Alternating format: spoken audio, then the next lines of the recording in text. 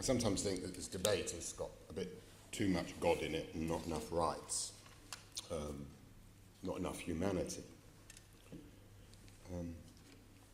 Each fertilized embryo is a unique human being at an early stage of development on its journey towards becoming an adult.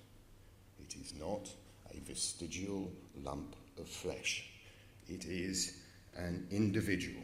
It has a unique human DNA that, in my belief, is about the only thing that establishes whether or not anybody is actually human.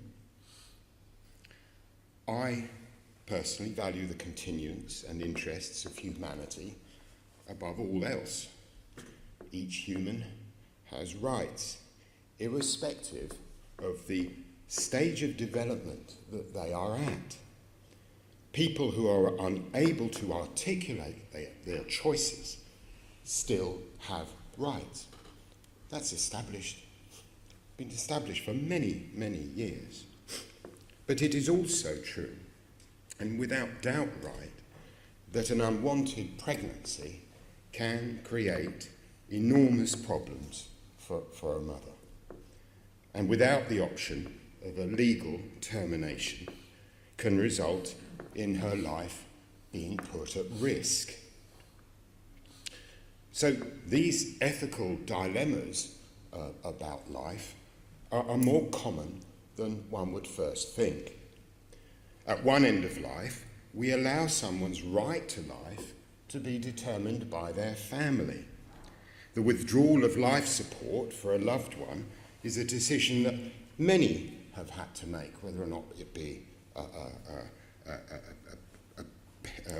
of a parent or a close relative. It's something I've had to make a decision on, and possibly many people sitting in this assembly have had to make a decision on as well. And that decision to terminate a life is not to be taken lightly. It's to be taken with knowing all the options available to you.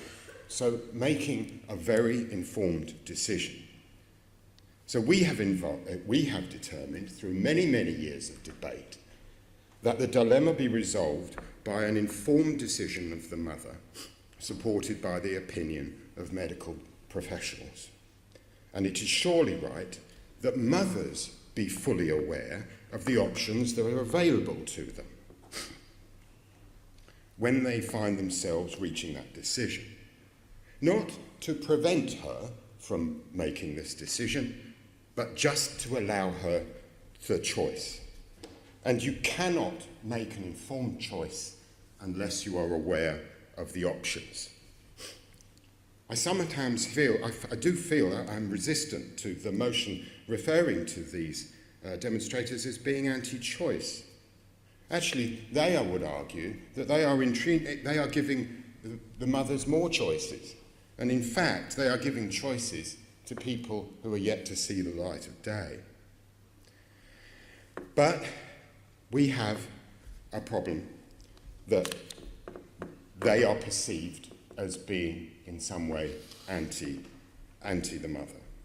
Actually, I don't see how calling someone mum is hate speech. You know, Brian Hoare protested about the Iraq War in Parliament Square for 10 years. And we stood up for his right to do that, even though it might not have been an opinion we held. He thought he was saving lives.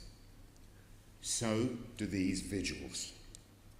There is no hate speech there, just love speech.